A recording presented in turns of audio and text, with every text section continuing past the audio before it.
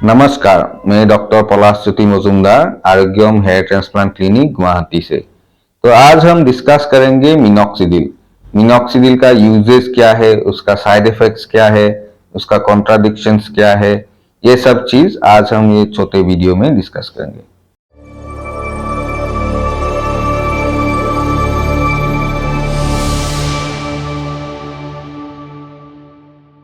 Minoxidil क्या है?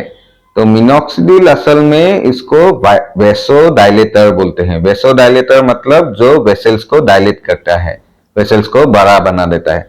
तो मिनॉक्सिडिल इनिशियली एक एंटी हाइपरटेंसिव के हिसाब से यूज किया जाता था हाई प्रेशर में, तो वो प्रेशर कम कर देता था।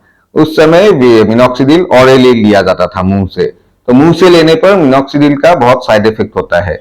लेकिन नोटिस किया गया कि मिनॉक्सिडिल जो जो आदमी लिया था उनका हेयर बढ़ा दिया, इसलिए मिनॉक्सिडिल ऑरली तो बंद हो गया प्रेशर के लिए, लेकिन अभी मिनॉक्सिडिल स्किन में लगाया जाता है हेयर के लिए।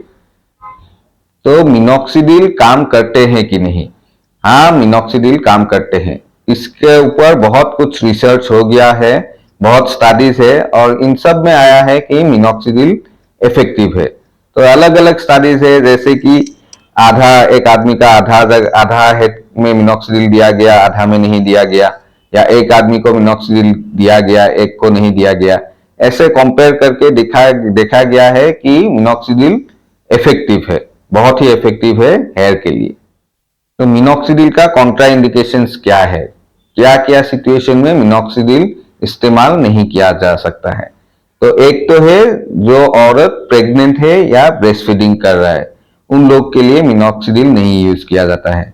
सेकेंडली है जिनका कुछ स्किन का बीमारी है, जैसे सोरियासिस, वो सब बीमारी रहने से भी मिनॉक्सिडिल नहीं यूज किया जाता है। और थर्डली है जिनका कुछ हार्ट का प्रॉब्लम है, जैसे कि हाइपरटेंशन होता होगा या हार्ट का कुछ अलग प्रॉब्लम्स, उन सब लोगों में भी मिनॉक्सिडिल हम लोग नहीं यूज करते हैं। तो मिनॉक्सिडिल का साइड इफेक्ट क्या होता है?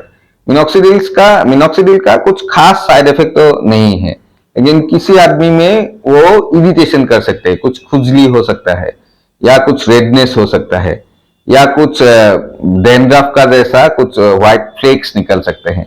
ये सब टेम्पोरेरी है, कुछ दिन यूज करने से ये सब साइड इफेक्ट खत्म हो जाते हैं। और एक साइड इफेक्ट मिनॉक्सिडिल का होता है कि इनिशियली लगाने का बाद करीब 10-15 दिन हेयर का शेडिंग ज्यादा हो जाता है।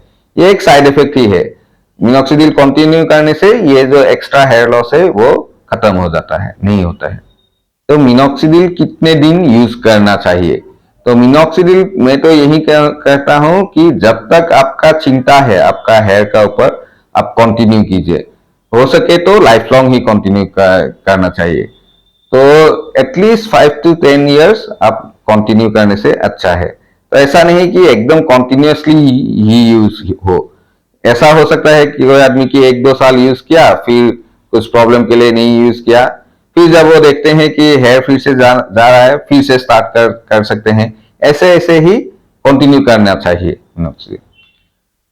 और एक बात आता है कि मिनॉक्सिडिल क्या ज्यादा ही हेयर लॉस करा देता है? तो ऐसे एक भावना है, बहुत सारे लोग ये विश्वास करते हैं कि मिनॉक्सिडिल यूज करने से हेयर लॉस अल्टीमेटली ज्यादा ही बॉल्डनेस बढ़ जाएगा, लेकिन ये बात सच नहीं है, ऐसा नहीं होता है। मिनॉक्सिडिल एक ऐसा ही मेडिसिन है जैसे कि ब्लड प्रेशर या शुगर के लिए मेडिसिन है।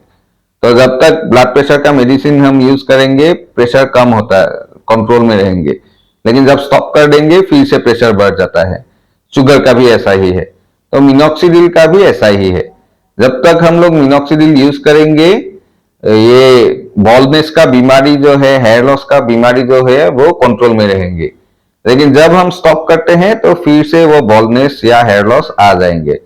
तो इसके लिए लोग सोचते हैं कि स्टॉप करने से फिर से हेयर लॉस आ गया, ज्यादा हो गया, लेकिन ऐसा नहीं है, ज्यादा तो नहीं होता है, लेकिन हाँ, स्टॉप करने से फिर से बॉल्डनेस शुरू होगा, बस यही है।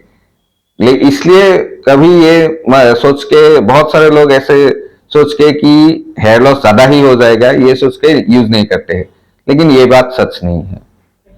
तो लास्ट में मैं यही कहूंगा कि मिनॉक्सिडिल सबको यूज करना चाहिए, औरत हो, आदमी हो, ये जरूर बेनिफिट करेंगे हेयर लॉस का। तो आप लोग का कुछ डाउट होने से कुछ दिखाना चाहते हैं तो आरोग्यम में आइए, मैं देखूंगा आपको क्या एडवाइस देना है, मैं वो सब देख करके उसी अच्छा एडवाइस आप लोगों को दूंगा।